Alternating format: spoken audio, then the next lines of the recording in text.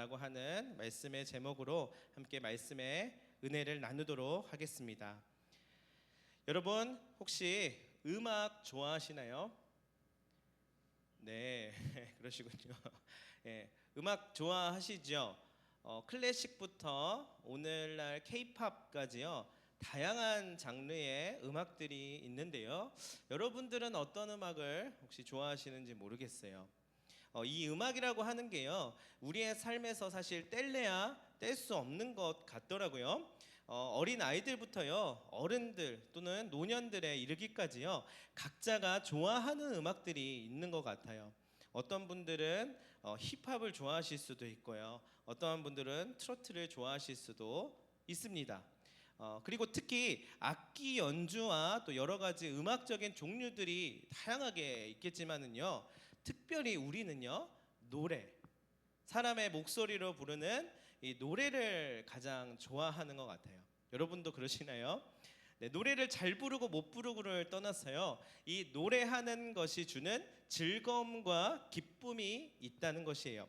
그리고 왠지 모를 그 안에 애환과 깊은 여운이 담겨져 있는 것 같아요.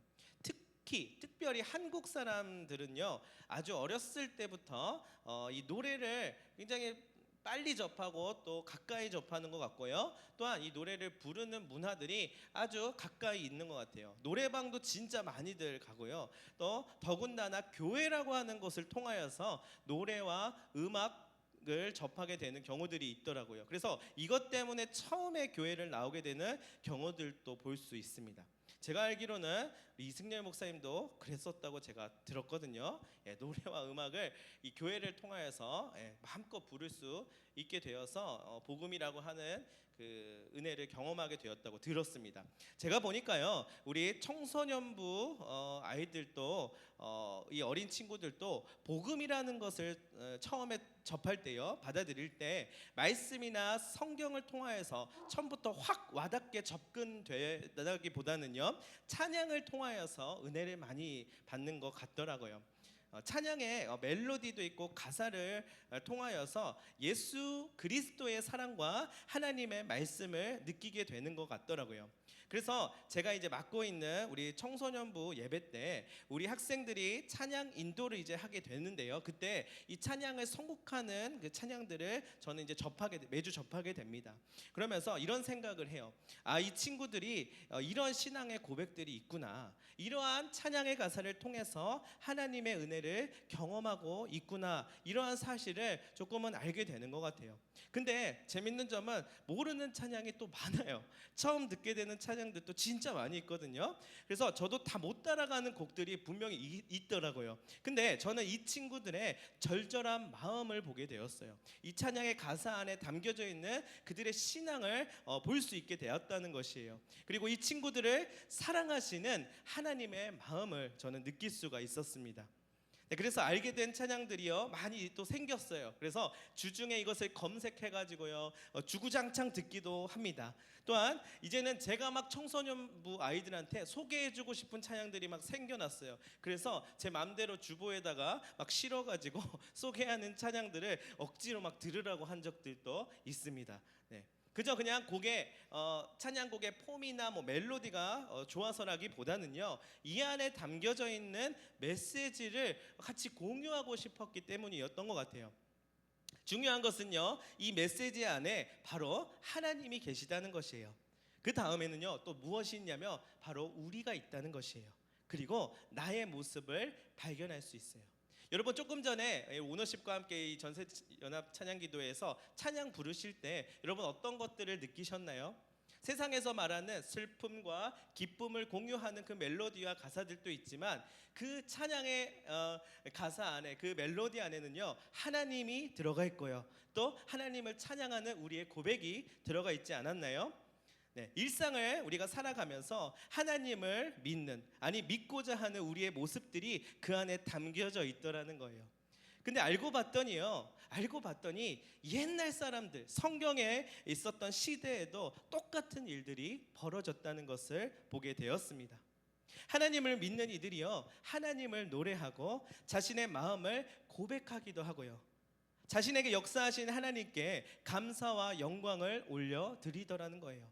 옛날 사람이라 해서 먹고 사는 문제 때문에 막 채집하고 뭐 지어다 먹고 농사해서 먹고 살기 바빠가지고 뭐 그런 거 했겠어?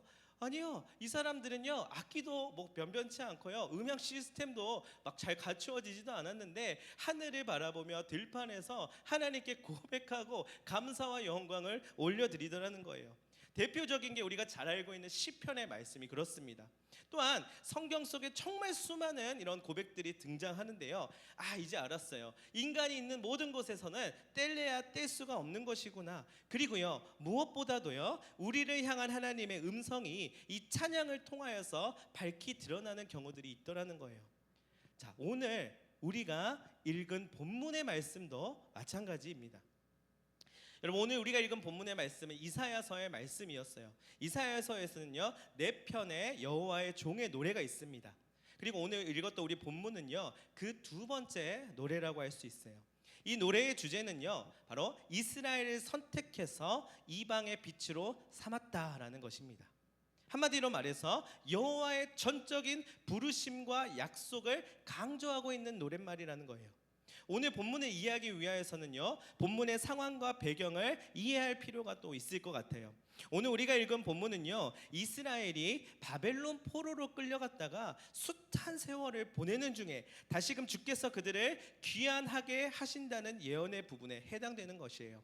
누가 그들을 해방시켜주고 누가 자유케 하셨냐라면은 바로 그들의 여호와 하나님이시라는 것을 알 수 있어요.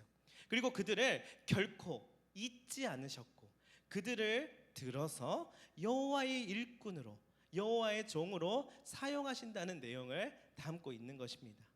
이 본문을요 성경에서는 뭐라고 부르냐면요 이렇게 부릅니다. 같이 한번 읽어볼게요. 시작. 여호와의 종의 노래. 네, 여호와의 종의 노래. 그 중에서도 오늘 읽었던 본문은 두 번째 부분에 해당되는 말씀이라고 해요. 특별히 여호와의 전적인 부르심에 대하여서 이야기하는 것입니다. 여호와로부터 택함 받은 자의 사역에 대한 그 정체성에 대한 인정과 합당한 응답과 그리고 사명의 영광과 승리를 주된 내용으로 삼고 있다는 거예요. 저는 그래서 오늘 이사야 49장 이 말씀을 읽으면 읽을수록 마음이 불타는 것 같더라고요. 하나님께서 내게 주신 말씀인 것 같아서 너무 기쁘기도 하고 감사하기도 하고 때론 조금 마음이 쪼그라들기도 해요. 이 말씀을 어떻게 받아들일 수 있을까. 그러나 하나님께서 그 말씀 안에서 숨겨놓으신 놀라운 비밀들이 있었습니다. 쉽게 말해서 오늘 본문은요 여호와의 종을 향한 여호와 하나님의 약속에 해당된다는 것이에요. 여러분, 이 말씀을 바로 내게 주신 말씀으로 오늘 새기시기를 간절히 바랍니다. 실제로 하나님은요 이 회복의 약속을 이루셨어요. 당시에요 페르시아 왕 고레스를 통하여서 바벨론 포로로 있던 이스라엘 백성들을 회복시켜 주신 것입니다. 그리고 이는 단지 그때의 상황에서만 그들에게만 해당되는 것이 아니었고요 온 인류를 향한 회복과 구원이 다름 아닌 예수 그리스도를 통하여서 이루어지게끔 하셨어요. 바벨론으로부터 다시 본향으로 돌아가는 것뿐만 아니라 세상 가운데 있지만 하나님 나라에서 영원히 사는 구원의 삶을 바로 예수 그리스도를 통하여서 온 인류에게도 그리고 우리에게도 허락하셨다는 것이에요. 여러분, 이스라엘도 그렇지만은요 우리 또한 무엇이 필요하다는 말입니까? 바로 여호와의 구원과 회복이 필요하다는 말이죠. 이 말은요 현재 우리에게 있어서 이 구원과 회복이 결핍되어 있다는 말이기도 해요. 여호와로부터 그 공급함을 받고 있지 못하였다라고 하는 이야기이기도 합니다. 그래야만 이 고백이 나올 수 있는 것이에요. 진실된 하나님을 향한 갈망과 하나님을 향한 그 간절한 마음이 드러날 수 있는 것이에요. 그러기 위해서는 우리 안에서 무언가 필요하다는 것을 알게 되었다는 것이죠. 무언가 다른 곳으로부터 공급함을 받고 나름대로의 구원함과 회복됨을 얻으려고 하지만 그것이 내 스스로는 실패로 다가왔다라는 것을 경험하게 하였던 것입니다. 그렇기 때문에 스스로 이겨낼 수 없음을 인지하고 자각하게 되는 것이에요. 사실 이스라엘 백성들은 그동안 자신들의 노력들을 수도 없이 해왔다는 것도 성경을 통하여서 발견할 수 있어요. 그러나 그 노력의 방향이 잘못되었기 때문에 그들은 그 어떠한 노력으로도 자신의 결핍을 채울 수가 없다는 것을 발견하게 돼요. 그리고 이걸 통하여서 이제 나를 발견하게 되는 것이에요. 그들은요, 자신의 구원과 회복을 위해서 이런저런 방법들을 동원했었다고 성경은 증언합니다. 그러나 정작 여호와 하나님의 방법은 마음에 들지 않았던 것이에요. 조금 뭔가 생각나는 게 있습니까? 나의 삶에 있어서도 그런 경우들이 있었나요? 나의 삶에 있어서도 내가 원하는 것들을 다 해봤지만 이것이 안 되는 것 같아서 여호와 하나님의 방법을 어느 정도 내가 인지하고 자각하게 되었지만 별로 마음에 안 드는 때가 있었지 않았냐 말이에요. 그래서 가진 우상들과 우상의 문화들을 통하여서 이 성경에 있는 이 백성들이 돌파구를 삼았다고 해요. 그런데 더욱더 어려운 일들이 겹겹이 쌓여만 가더라는 것입니다. 여러분, 여호와 하나님의 백성들의 고난과 역경은요, 바로 여호와 하나님을 통하여서 구원과 회복으로 경험될 수 있는 것입니다. 그래서 낙심해 있을 때에 여호와 하나님을 찾아야 하는 것이에요. 왜냐하면 하나님은 기억하시고 그분의 능력을 베풀어 주시기 때문입니다. 대신 그들이 이제는 제대로 알게끔 하실 것이에요. 다시 상황과 문제만 해결받고 또 똑같아지는 상태가 되지 않도록 분명한 해결의 주체가 누구인지, 어떻게 해야 참된 회복을 경험할 수 있는지를 알게 하신다는 것입니다. 이걸 통하여서 또한 성경에 있는 이야기와 나의 모습을 돌아보면서 우리는 깨달을 수 있는 것이 있어요. 무엇이냐면요, 참 인간이 간사한 존재라는 것이에요. 우리는요, 진짜 우리만 알아요. 이 전반적인 이 스토리와 여정과 그리고 큰 그림을 보지 못하고요, 또 볼 마음도 없습니다. 그냥 자기의 상황만 보기 때문에 그것만 해결되면 나머지는 신경도 쓰지 않는 것이에요. 여러분, 이런 말이 있잖아요. 물에 빠진 사람 구해놨더니 보찜 내놓으라고 한다라는 속담이 있잖아요. 제 이야기는 아니고요, 남의 그런가 보죠. 나는 그렇지는 않는데요. 여러분, 자신할 수 없어요. 우리는 항상 문제 앞에 다가왔을 때 그 문제가 해결되기를 바라지만 그 문제가 해결되고 나면은 이제는 내가 살아야 될 앞날이 이제 펼쳐질 거기 때문에 그러한 어떠한 여정과 방법들 그런 건 상관없어요. 해결되면 이제는 앞에 있는 놓여 있는 또 다른 문제를 향해서 달려가는 존재들이에요. 자신의 문제가 해결되면 그 다음 앞에 놓인 사람이나 여건은 사실 중요하지 않아요. 그저 자기가 잘 되는 일만 바라본다는 것이에요. 여러분, 그것을 우리는 자기중심성이라고 불러요. 그리고 이기심이라고 부르고요. 그리고 성경에서 뭐라고 부르는지 아세요? 그거를 죄라고 부르더라고요. 그것이 우리의 본성이라는 것입니다. 야고보서 말씀에 이런 말씀이 나오는데요, 우리 같이 한번 읽어보도록 하겠습니다. 시작. 오직 각 사람이 시험을 받는 것은 자기 욕심에 끌려 미혹됨이니 욕심이 잉태한즉 죄를 낳고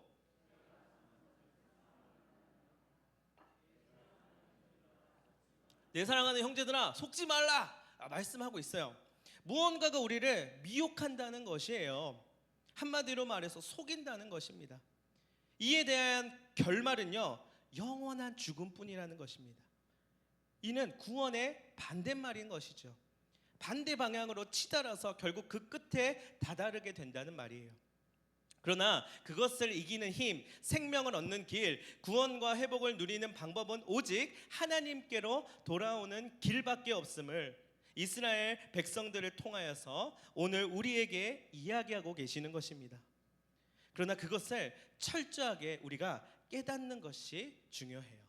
성경에 있는 예언은요, 예전부터 있었어요. 그러나 이게 내 안에 와서 실존이 부딪혀야만 합니다. 내 삶에 있어서 그것이 와닿아야 해요. 그리고 그 다음에는 생명의 길로 가야만 합니다. 회복의 자리에 머물러야 하는 것입니다. 그런데 우리는 이런 마음을 품을 수 있어요. 그런데요, 그 해결책이 말씀 안에 있는 거 알겠어요. 하나님께서 알려주시는 거 알겠습니다. 그런데요, 저도 그렇게 만만한 존재는 아니거든요. 제가 그렇게 쫄보는 아니에요. 내가 다 방법이 있어요. 일단 한번 내가 해볼게요. 여러분, 나의 계획과 방법과 의로움 그리고 나의 불안한 이 독립이요, 또다시 처참한 실패로 돌아오게 된다는 것을 기억하시기를 바랍니다. 그렇다면 이런 생각이 들 수도 있습니다. 자, 한번 나를 돌아보시길 바랍니다. 하나님, 우리가 연약한 걸 어떡합니까? 애초에 그렇게 만드시지를 말든지요. 이렇게 만드셔 놓고, 누가 만들었냐고요? 당신이 만들어 놓고 완벽함을 요구하고 온전함을 바란다는 게 그거 어불성설 아닙니까? 원래부터 이렇게 생겨 먹었으니까 그냥 이렇게 사는 건데요. 그게 뭐가 잘못된 일이에요? 이스라엘 백성들은, 아니 오늘을 살아가는 우리들은 모두 다 이러한 생각에 꽉 붙들려 있다는 것이에요. 여러분, 이런 생각 해보신 적 있나요? 아니요. 난 그런 사람은 아니에요. 자, 그렇다면 한번 생각해 보세요. 내 사랑하는 자녀가 이렇게 얘기하는 거예요. 하나님, 아버지, 어머니, 저한테 뭐 해준 게 뭐가 있습니까? 제가 이렇게 말 안 듣고 엉망진창인 거는요, 저를 그렇게 낳지를 말았어야죠. 저를 그렇게 만드시질 말았어야죠. 여러분, 만약에 이런 얘기를 한다면 어떻게 하시겠어요? 몽둥이를 갖다가 예, 때리고 한 대 더 때리고 더 때려요. 비 오는 날에 먼지나게 때릴 만큼의 그런 분노가 일어나지 않겠어요? 근데 하나님도요, 우리를 바라보실 때 비슷한 마음일 것 같다는 조그마한 생각이 들어요. 그러나 그렇게 하지 않으시고 하나님은 하나님의 방법으로 우리를 이끌어 가시는 것 또한 우리는 발견할 수 있게 됩니다. 자, 이것을요, 우리의 이러한 어떻게 보면은 나름대로의 이유가 있는 거예요. 나름대로의 논리가 있는 것인데요. 이것을 제가 아는 칼 바르트라고 하는 신학자가 무엇이라고 말하냐면요, 자기 기만이라고 했어요. 이 바르트는요, 죄를 세 가지로 구분하게 됩니다. 교만, 기만, 태만, 이렇게 세 가지에 빠져들게 되는 우리의 실존을 이야기합니다. 자, 하나씩 볼게요. 먼저 교만, 고질적이고 인간의 가장 큰 죄입니다. 자기가 하나님의 자리를 대신하는 것인데요, 이것이 태초의 에덴 동산에서 추방된 근본적인 원인이었다는 거예요. 그리고 기만, 가인과 아벨 사건 아시죠? 가인이 아벨을 돌로 쳐 죽이고 나서 여호와 하나님께서 그 동생을 찾으시자 이렇게 얘기하죠. 내가 동생을 돌보는 사람입니까? 왜 저한테 와서 그러세요? 자, 스스로 뻔뻔해지는 것이에요. 죄를 가리우기 위해서 기만하는 것입니다. 자, 그 다음 태만입니다. 이것은 게으름이지요. 스스로 합리화하는 거예요. 죄악의 습성에 중독되어서요, 그 자리를 벗어나지 못하고 아예 뿌리를 내리고 정착해 버리는 것이에요. 자, 이 세 가지의 모습의 결말이 무엇일까요? 구원과 회복과 자유와 생명일까요? 아니겠죠. 그렇다면 무엇을 위해서 이 죄의 유혹에 약하고 쉽게 빠져드는 것일까요? 혹 구원을 얻기 싫고 회복이 너무너무 무섭고 자유와 생명은 그 단어를 듣기만 해도 막 경기를 일으킬 만큼 알러지가 있어서 그런 것일까요? 아니요. 인간은요, 이것을 본디 원하지 않았습니다. 바울이 이렇게 고백해요. 로마서 7장 15절부터 24절까지를 함께 읽겠습니다. 시작. 내가 행하는 것을 내가 알지 못하노니 곧 내가 원하는 것은 행하지 아니하고 도리어 미워하는 것을 행함이라. 만일 내가 원하지 아니하는 그것을 행하면 내가 이로써 율법이 선한 것을 시인하노니 이제는 그것을 행하는 자가 내가 아니요 내 속에 거하는 죄니라. 내 속 곧 내 육신에 선한 것이 거하지 아니하는 줄을 아노니 원함은 내게 있으나 선을 행할 것은 없노라. 내가 원하는 바 선은 행하지 아니하고 도리어 원하지 아니하는 바 악을 행하는도다. 만일 내가 원하지 아니하는 그것을 하면 이를 행하는 자는 내가 아니요 내 속에 거하는 죄니라. 그러므로 내가 한 법을 깨달았노니 곧 선을 행하기 원하는 나에게 악이 함께 있는 것이로다. 내 속사람으로는 하나님의 법을 즐거워하되 내 지체 속에서 한 다른 법이 내 마음의 법과 싸워 내 지체 속에 있는 죄의 법으로 나를 사로잡는 것을 보는도다. 오호라, 나는 곤고한 사람이로다. 이 사망의 몸에서 누가 나를 건져내랴. 아멘. 그럼 보셨죠? 그런데요, 예수님도요, 겟세마네 동산의 제자들을 향하여서 이렇게 말씀하시더라고요. 마태복음 26장 41절에 같이 읽겠습니다. 시작. 시험에 들지 않게 깨어 기도하라. 네, 아멘. 보셨죠? 예수님도 다 아셔요. 우리에게는 인간적인 연약함과 육신의 한계가 분명하게 있습니다. 그러나 내 지체 속에서 한 다른 법이 나를 사로잡았다는 것이에요. 내 지체 속에 죄의 법이 나를 곤고한 사람으로 만든다는 것입니다. 그러나 그렇기 때문에 우리의 은혜가 더욱 큰 것이라는 것을, 그러하기 때문에 우리가 그 큰 은혜를 받을 수 있는 자라는 것을 또한 증명해주고 있어요. 우리의 죄가 주홍같이 붉을수록, 붉으면 붉을수록, 짙으면 짙을수록 그분의 은혜가 더욱 강하게 경험되는 것입니다. 왜냐하면 이 사망의 몸, 이 실존과 온 인생을 주께서 그분의 놀라우신 사랑으로 건져내 주셨기 때문입니다. 여러분, 책을 읽다가요, 종이에 손가락을 살짝 뱄어요. 이것이 시간이 지나서 낫는 것이 더 감격스러울까요? 아니면 죽을 수밖에 없는 불치병을 앓고 있던 사람이 기적적으로 치료를 받고 나음을 얻은 것이 더 크겠습니까?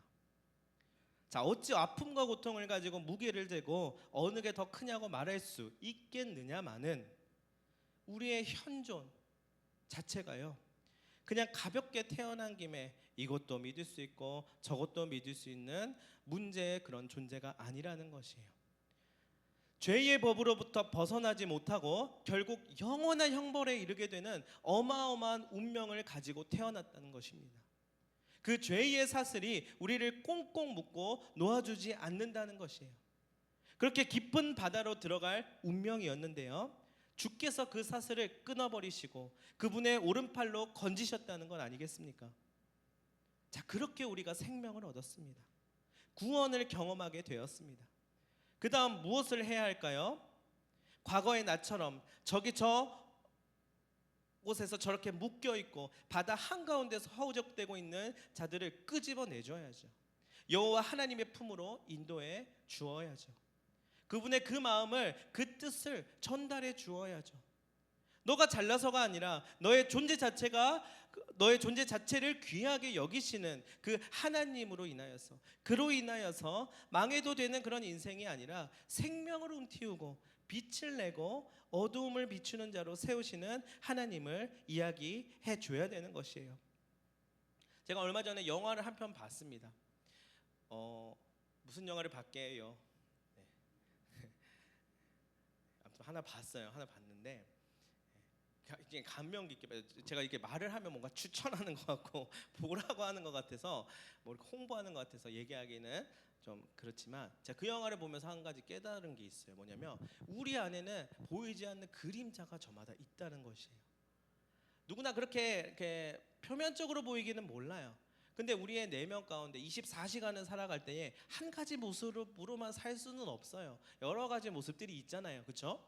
그런데 뭐 내 나름대로 내가 좋아하는 모습도 있지만 안 그런 모습들도 있잖아요. 그런데 우리 안에서 분명하게 있는 그 진하게 있는 모습 중에 죄인된 모습이 분명히 있다는 거예요. 그것을 우리가 밝게 막 드러내면서 다니지는 않아요. 가리면서 나름대로 조절을 하면서 살아갑니다. 그런데 이것을 제어할 수 있는 능력이 우리에게는 없어요. 그런데 그 영화에서 봤더니 그 죄라고 하는 것이 폭발하고, 그 죄라고 하는 것이 밖으로 완벽하게 표출이 되니까 그것이 영향력을 갖더라는 것이에요.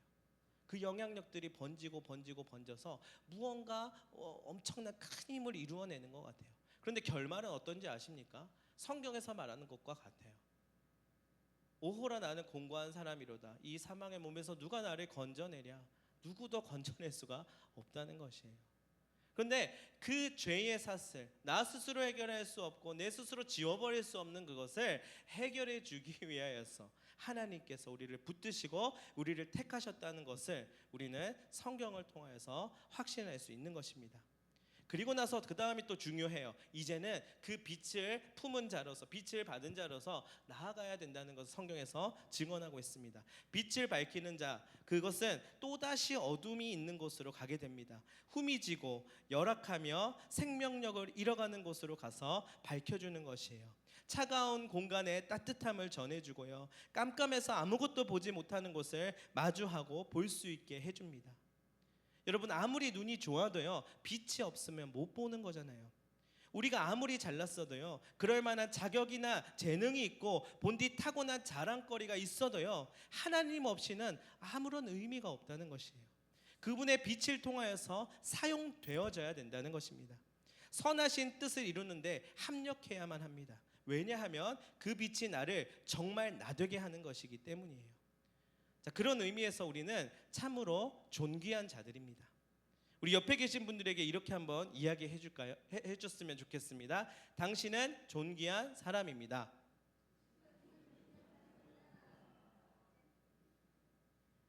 네, 오른쪽만 보지 마시고 왼쪽도 바라보시고 한 번 더. 당신은 존귀한 사람입니다.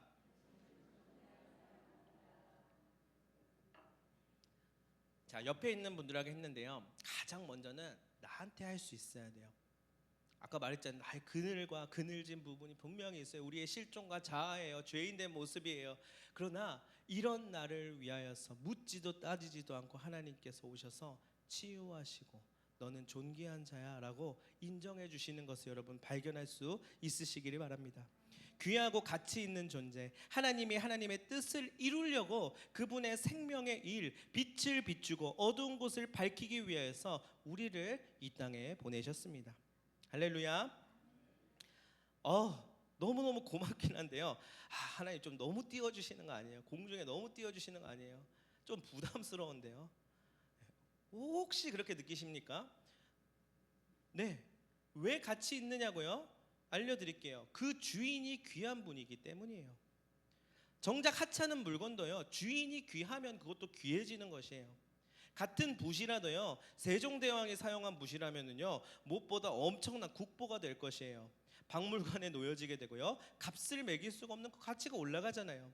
같은 칼이라도요, 망나니가 휘두르는 칼과 이순신 장군이 사용했던 칼은 엄연히 다른 거잖아요. 같은 만년필도요, 희대의 폭군이 쓰던 것과 마틴 루터킹 같은 존경받았던 사람이 사용했던 만년필은 그 값어치가 달라지는 것이에요.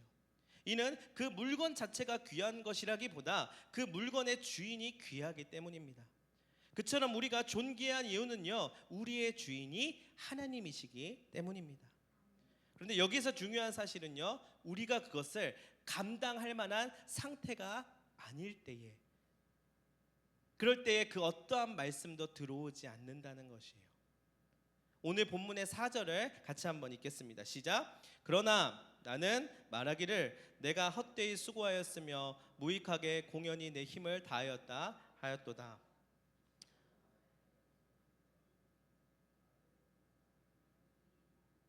예. 아멘. 네, 여기까지 상반절인데요. 자, 세번역 성경으로 좀 보면은요, 조금 더 이해하기 쉬운 것 같더라고요. 다시 한번 우리 읽어보겠습니다. 시작. 그러나 나의 생각에는 내가 한 것이 모두 헛수고 같았고 쓸모없고 허무한 일에 내 힘을 허비한 것 같았다. 아멘. 여러분, 이런 상태에 놓여 있을 수 있다는 것이에요. 여러분, 그러한 상태에 놓여 있는 나를 발견하고 절망에 이르렀습니다. 낙심하게 되었어요. 그럼 나보고 어쩌라는 말이에요? 나는 할 만큼 했다고요. 내가 이렇게 생겨먹은 걸 어떡합니까? 나도 내가 이토록 싫고 진절머리가 나요. 이렇게 살아야 합니까? 제가요, 요즘 우리 청소년부 학생들과 함께 하다 보면은요, 마음이 참 딱하고 짠할 때가 있어요. 마음 놓고 예배조차 드릴 수 없는 경쟁의 체계 안에서 들어가 있다는 것을 알게 됩니다. 아니, 얼마나 좋은 삶을 살려고, 얼마나 성공한 삶을 살려고 하는지는 모르겠지만 남들이 하니까, 남들도 전속력으로 달려가니까 앞으로 머리 쳐박고 뛰어가는 거예요. 성과야 뭐 있겠죠. 눈에 보이는 결과물도 있겠지요. 그런데요, 그 모습이 마치 경주마와도 같아요. 눈을 가리고 앞으로 미친 듯이 뛰어가는 것이 보입니다. 이 학생들이 일탈하지 않고 탈선하지 않고 그냥 착하게 일상을 지내는 것만으로도 대견스러워 보여요. 근데 여러분, 알려줄 건 알려줘야지요. 너희를 있게 하신 주님, 너희를 사용하시고 인도하실 하나님은, 그 하나님은 너의 하나님이다 알려줘야 하는 것이잖아요. 적어도 세상에서 자기 힘만 과시하고 약하고 소외된 사람들을 짓밟으면서 저 높은 고지를 향하여서 올라가라고 말하면 안 되잖아요. 그 얼마나 불행하고 슬픈 현실이냐고요. 그 학생들에게 알려줘야 하는 것이에요. 그런 의미에서 우리 같이 이렇게 한번 알려주었으면 좋겠습니다. 시작. 너를 부르신 주님이 너를 선하고 바르게 인도하실 거야. 감사의 삶으로 응답하실 거야. 찬양의 삶으로 인도하실 거야. 모든 것들의 이유와 내 삶의 목적이 무엇이었는지 밝히 드러나게 하실 거야. 아멘. 혹시 청소년부 학생들이 왔는지 모르겠어요. 지금 제가 알기로 시험 기간이에요. 그러나 알려줄 거는 꼭 알려줘야 합니다. 여러분 집에 가셨어요. 만날 때마다 이 사실을 꼭 알려주시기 바래요. 그리고요, 그 다음은 보여줘야 합니다. 우리 4절 읽었었는데 그 하반절을 같이 한번 더 읽을 텐데요. 세번역 성경으로 함께 읽어보겠습니다. 시작. 그러나 참으로 주님께서 나를 올바로 심판하여 주셨으며 내 하나님께서 나를 정당하게 보상하여 주셨다. 우리 다은이는 앞으로 좀 나와서 반주 좀 부탁드려요. 자, 하나님이 응답해 주시고 보응해 주시고 깨닫게 해 주시고 이루어 가신다고 여러분 보여주셔야 되는 거예요. 여러분 아시겠어요? 모르시겠어요? 이 사실을 이곳에 계신 모든 분들이 믿음으로 고백할 수 있게 되기를 바랍니다. 여러분 저를 따라해 주십시오. 오직 나의 보상은 하나님께 있습니다. 한 번 더. 오직 나의 보상은 하나님께 있습니다. 아멘. 여러분 이게 안 되면은요, 그 보상을 다른 데서 막 찾아야 돼요. 그리고 내가 그렇게 찾는 모습을 보여주면은요, 우리 자녀들도 그렇게 해야 되는 거구나 하면서 거기를 또 따라가게 되더라고요. 그런데요, 오직 너의 보상은, 너의 그 열심과 눈물의 보상은 세상에서 성취해가지고 높은 곳에 올라가서 거기서 뭐가 막 다이아몬드 같은 게 있어서 막 보상해 주는 것이 아니라 하나님께 있다는 것을 말로만 해서는 또 안 듣잖아요. 보여줘야지요. 여러분 그렇게 돼야만 할 것입니다. 그래야 진짜 잘 되는 길이 열리는 것이에요. 이 방법으로 가야만 합니다. 성경의 인물들이 이것을 깨달았던 거예요. 바울이, 요한이, 모세가, 예수님이 말씀하셨잖아요. 자, 여기에서 공통점이 있습니다. 뭐냐면요, 바로 이거예요. 하나님, 나는 할 수 없어요. 그러니 당신을 의지합니다. 여호와 하나님을 신뢰하는 것이지요. 그들의 공통점이 이거였다는 거예요. 하나님, 저는요 이만큼 이뤘어요. 이만큼 지위를 얻었고요, 이만큼 하나님께 영광 올려드리려고 이만큼 쌓아놨어요. 여러분 그런 사람은 성경에 잘 안 나와요. 그리고 좋게 나오는 것도 아니더라고요. 근데 하나님이 인정하는 사람, 그 보상을 받은 사람은 이런 사람이었어요. 하나님, 제 능력이 아니에요. 제가 할 수 없어요. 저 그럴 만한 존재 아니고 사실 저 죄인이거든요. 안 그런 척 했지만은요, 근데 하나님이 저를 아시고 바라봐 주시고 치유하시고 내게 보상을 해주신다는 게 얼마나 감사한 일인지요.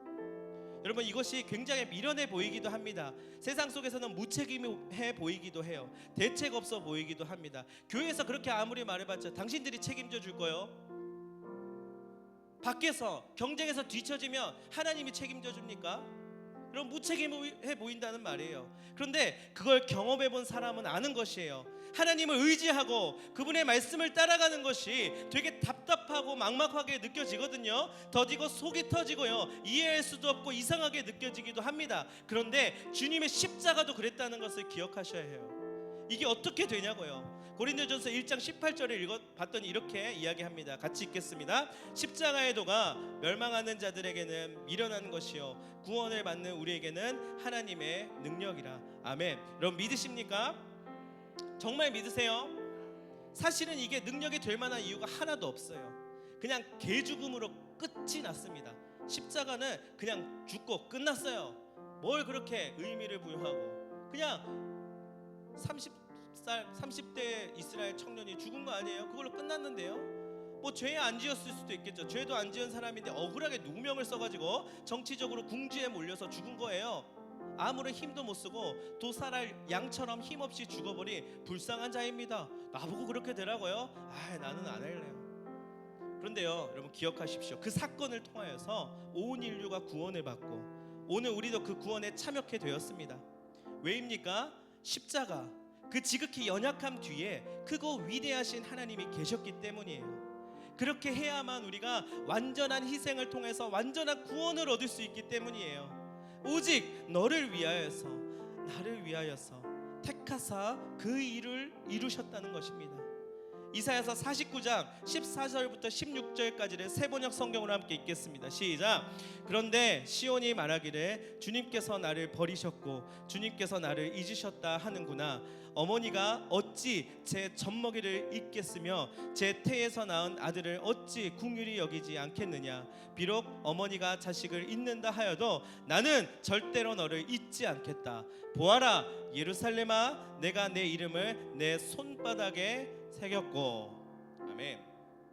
내가 아무리 절망해도 한탄을 해도 주님이 나를 버렸어, 나를 잊으셨어 라고 방황하고 유리하여도 나는 너를 잊어버리지 않았어.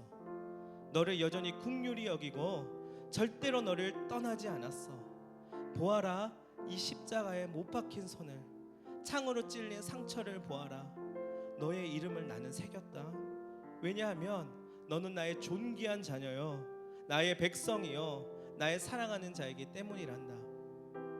여러분, 복음은 이걸 철저하게 깨달은 사람이 간절한 기대와 소망을 가지고 낮은 곳으로, 어두운 곳으로 나아갔기 때문에 들어갈 수 있었던 것입니다.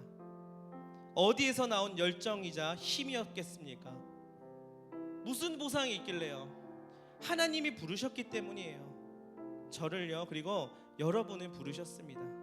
그 복음으로 살아가고 그 복음으로 살아내라고 말씀하셨습니다. 여러분 믿으십니까? 정말 믿으세요? 아멘하는 여러분들에게 오늘 말씀하고 계십니다. 잘 들으세요. 오직 너의 보상은 나에게 있다. 오직 너의 보상은 나 여호와께 있다. 내가 너를 기억하겠다. 말씀하셨습니다. 여러분 어떻게 응답하시겠어요? 하나님 알겠습니다. 자, 내가 뭐부터 해야 될까요? 무엇을 하길 원하십니까? 자, 주님께서 알려주실 것이에요. 빛을 밝히는 자가 되라고 불러주실 것입니다. 먼저는 내 안의 어두움을 몰아내고요, 주님의 빛을 비추는 자가 되게 하실 것입니다. 그 다음 내 주변에 있는 사람들에게 다가가서 빛을 밝혀주고, 그리고 주님의 시선이 있는 곳, 주님의 마음이 있는 곳에 따스한 온기와 빛을 전하게 하실 것입니다. 이 일이 그저 나 홀로 이 생에서 떵떵거리며 배불리 먹으며 사는 삶보다 훨씬 낫습니다. 많은 이들에게 인정을 받고 칭찬을 받고 사랑을 받는 일보다 값진 것입니다. 오직 여호와 하나님의 크신 보상이 있을 것이며 영광스러운 면류관이 예비되어 있을 것입니다. 여러분, 저는 성경을 보면서 특별히 모세의 삶을 보면서 이것을 많이 묵상하게 됩니다. 여러분, 모세의 말년을 보면은요, 그 모습이 세상적으로 보면 엄청 초라한 말년이거든요. 근데 저는 그게 너무 은혜로워요. 주님, 저 같은 자도 저렇게 사용해 주세요. 이런 고백이 나오더라고요. 자, 모세는 느보산 비스가산 꼭대기에서 가나안 땅을 바라보며 조용히 내려옵니다. 그리고 그 약속의 땅에 들어가지 못합니다. 그는 성경의 서사에서 그 다음에 사라져 버려요. 누가 알아줍니까? 무슨 보상이 그를 즐겁게 해주냐는 거예요. 근데 그는 이것을 알았던 것 같아요. 주님이 그 마음 가운데 말씀해 주셨을 거라 생각합니다. 내가 너를 안다. 고맙다. 너의 연약함을 통해, 너의 그 눈물을 통해서 내가 일할 수 있었단다. 주님, 저는 못해요. 입이 뻣뻣하고 자신감이 없는 사람이에요 라고 말하는 너였기 때문에 그 말도 안 되는 나무 지팡이 하나로 바로왕 앞에까지 가게 할 수 있었던 거였고, 너의 힘으로 해보려고 하지 않았기 때문에 홍해 바다를 가르고 언약의 돌판을 새길 수 있었던 것이란다. 여러분 어떻게 여기십니까? 여러분, 그 다음 여러분에게도 말씀하고 계시는 그 음성에 귀 기울이시기를 바랍니다. 여러분, 이 시간 하나님께서 주시는 음성에 주목하시기를 바랍니다. 우리 이 시간 눈을 한번 감아볼까요? 하나님의 음성으로 여러분 받으시기를 바랍니다. 사랑하는 나의 아들, 나의 딸아, 너의 약함, 너의 부끄러움, 너의 눈물이 있었기 때문에 내가 너의 마음 안에 들어갈 수 있었단다. 너 스스로 견고한 성벽을 만들어서 홀로 충만해져 있었다면 나는 너의 안에 들어갈 수 없었어.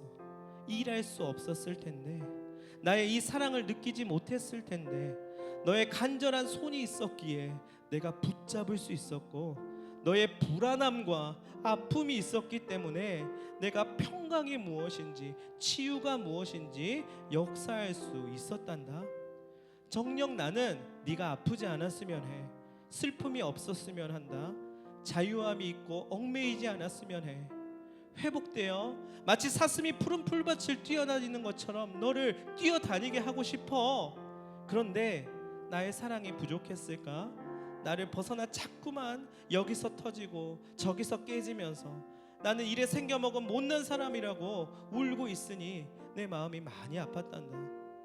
그런데 그렇게 나를 찾지 않고 그냥 잊어버리고 살아가는 네가 넘어졌을 때, 후회할 때, 그때서야 나를 찾더구나.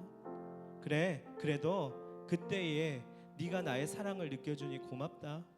비록 네가 필요할 때만 나를 찾는 걸 나도 알고는 있지만, 너의 아픔을 어루만지고 불안함을 이겨낼 수 있게 할 존재가 나 여호와라는 것을 발견하는 너의 모습을 보면서 매우 기뻤단다. 이제는 나의 마음을 조금 이해할 수 있겠니? 나의 마음을 공감할 수 있겠니? 감사로 고백할 수 있겠니? 너의 마음을 담은 찬양을 부를 수 있겠니? 자, 눈을 뜨십시오. 여러분, 하나님께서 여러분을 사랑하십니다. 여전히 지금도 사랑하고 계십니다. 찬송가에 나오잖아요. 날 사랑하심, 날 사랑하심, 날 사랑하심, 성경에 쓰였네. 여러분, 여러분을 사랑하신다는 게요, 성경에 쓰였대요. 성경에요, 여러분을 사랑한다는 말을 하나님이 써놓으셨대요.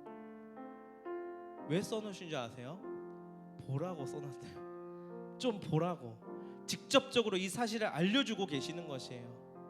요한일서 1장 5절부터 9절까지 이렇게 이야기합니다. 같이 한번 읽어보겠습니다. 우리가 그에게서 듣고 그에게는 어둠이 조금 더 없으시다는 것이니라. 만일 우리가 하나님과 사귐이 있다 하고 어둠에 행하면 거짓말을 하고 진리를 행하지 아니함이거니와, 그가 빛 가운데 계신 것 같이 우리도 빛 가운데 행하면 우리가 서로 사귐이 있고 그 아들 예수의 피가 우리를 모든 죄에서 깨끗하게 하실 것이요, 만일 우리가 죄가 없다고 말하면 스스로 속이고 또 진리가 우리 속에 있지 아니할 것이요, 만일 우리가 우리 죄를 자백하면 그는 미쁘시고 의로우사 우리 죄를 사하시며 우리를 모든 불의에서 깨끗하게 하실 것이요. 아멘. 빛 되신 주님이 여러분을 끌어안으십니다. 나의 치욕과 더러운 죄와 끈질긴 고집과 그리고 너덜너덜해진 자아의 불쌍한 심령을 안아주실 것입니다. 이유를 묻지 않고 주의 사랑이 죄를 덮고 어린 양의 보혈의 피가 우리를 새롭게 함을 믿습니다. 여러분, 말씀을 이제 마무리하려고 합니다. 제가 찬양 한 곡을 얼마 전에 들었는데요, 제목이 하나님 나는 할 수 없어요 라고 하는 찬양이거든요. 근데 찬양의 가사가 너무 좋아서요, 제가 한동안 꽂혀서 계속 들었던 것 같아요. 그런데 제가 확신하건대 아무도 여기서 이 찬양을 아시는 분은 없을 것입니다. 거의 100% 확신합니다. 그래서요, 제가 가사를 한번 읽어드리고 싶어요. 화면에 가사를 띄워주시기 바랍니다.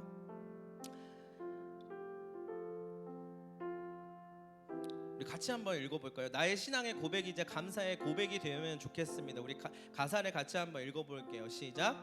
당신을 찾기보다 사람을 찾았죠. 당신을 믿기보다 나를 믿었죠. 당신을 찾기보다 사람을 찾았죠. 당신을 믿기보다 나를 믿었죠.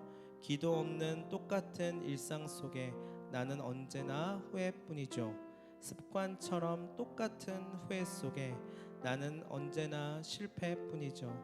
하나님, 나는 할 수 없어요. 하지만 당신은 하실 수 있잖아요. 일을 이루실 분 당신인 걸 알아요. 주님께 감사드려요. 하나님, 나는 할 수 없어요. 하지만 당신은 하실 수 있잖아요. 이를 이루실 분 당신인 걸 알아요. 주님께 감사드려요. 우리 한번 같이 따라할 수 있을까 모르겠어요. 한번 해볼게요. 하나님 나는 할 수 없어요. 우리 까만하면 가사 띄워주세요. 하지만 당신은 하실 수 있잖아요. 이를 이루실 분 당신인 걸 알아요. 주님께 감사드려요. 우리 한 번만 더 하겠습니다. 하나님 나는 할 수 없어요. 하나님 나는 할 수 없어요. 하지만 당신은 하실 수 있잖아요. 이를 이루실 분 당신인 걸 알아요. 주님께 감사드려요. 아멘. 시간 제가 잠시 기도하겠습니다. 하나님 아버지,